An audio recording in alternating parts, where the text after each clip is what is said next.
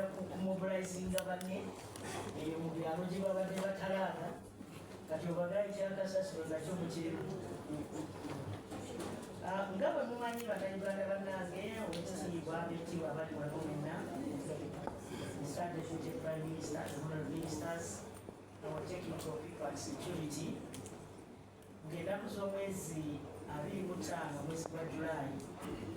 Uganda yalina kye twalise bulungi bwansi era twatandika era nga nsinziira wano batuusaako okusiima okuva eri wekitiibwa President era tusiimira ddala bannayuganda mwenna abeenyigira mu lunaku era tugamba nti bannayuganda mwenna naluno oluddako mujje mu bungi tewaba wasigalawo kubanga omulimu guno gwaffe ffenna. Tusiima nnyo engeri gye mwajja n'obuvumu n'amaanyi era twagala okugamba nti bannayuganda bwe tukwatira awamu ffenna kituli agayi awamu gegalumenya Uganda ejja kukulaakulana era n'ebirwadde binamutta ne tubadde twogerako biveewo. Olunaku olulala lwe tuddako okulongoosa nga Uganda oba bulungi bwansi ejja kuba nga ennaku z'omwezi 27/8/2026 tugenda kutandika ssaawa 1 tutuuke ssaawa 4 nga tulongoosa era mu biseera ebyo nga bwe nabagamba tekulanga kulala tewajja kuba kutambula kwa motoka, epikipiki tejja kutambula, eggaali tejja kutambula, n'abantu okujjako nga mutambula genda kukola ki olongoosa. Era tugamba nti okujjako emmotoka ezo twabadde osaba ezigenda okuyambako okusooka kasasiro, emmotoka za security, ambulances oba ezitwala abalwadde, ate nabano abantu abalambuzi teekako n'abo abagenda mu nsi z'ebweru okutambula. Naye abo abagenda mu nsi z'ebweru olina okulaga babeera ne air ticket, babeera ne visa, babeera ne passport, mutambule nabyo mu lugalo. Kakati ku luno omukolo tugenda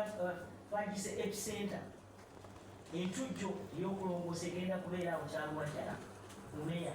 primary school ground Kira municipality, ekyo kiri Wakiso district. Naye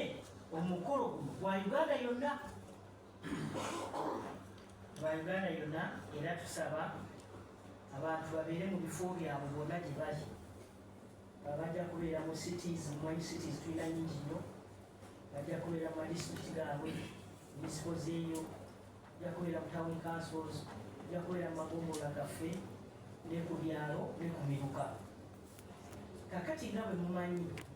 olunaku luno olw'okulongoosa oba olwannakyewa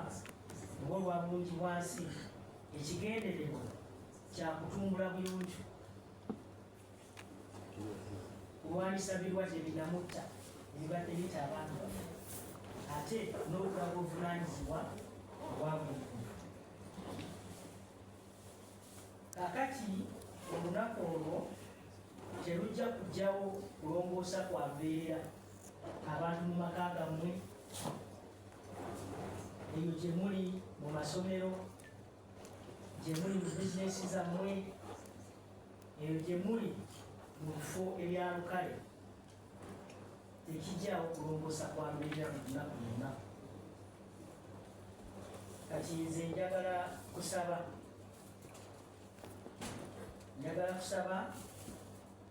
abantu mwenna mu mayumba gammwe, mu bitongole, mu masomero, okugezaako okulaba nga mwewala okubeera nga musuna kasasiro by'omusanze.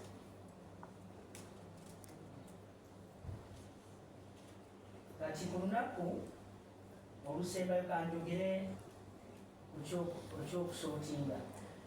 okwawula kasasiro mu bifo ebikulaakulanye tusingako Kasasiro bamwawulira waka n'oyawula ebivunda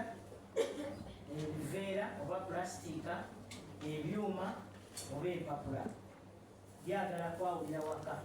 kati mu mmotoka wabeerawo emmotoka ezijja okujja ng'etwala bivunda eno ng'etwala biveera oba pulasitiki ate endala ng'etwala byuma bwekityo so ze muleke nkuba omulanga nsaba abakulembeze ffenna mu Uganda baminisiters kale kansookere ku ba deputy prime ministers abakulu ba paalamenti basipiika n'abalala abali musiga eddamuzi bamembazi ba paalamenti bannaddiini ab'ebyobuwangwa security wano mpita mu mukulu waffe ono waisaliwa abalina bizinesi abali mu kulembeze wansi local leaders bano bannakyewa mikwano gyaffe tulina abakulira universities kale kanzite mwetusomere abaana baffe bwe bagenda okusoma institutions of learning amatendekero gonna tubasaba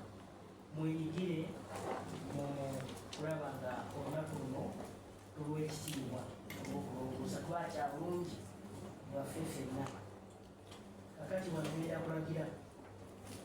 wali prime minister alabye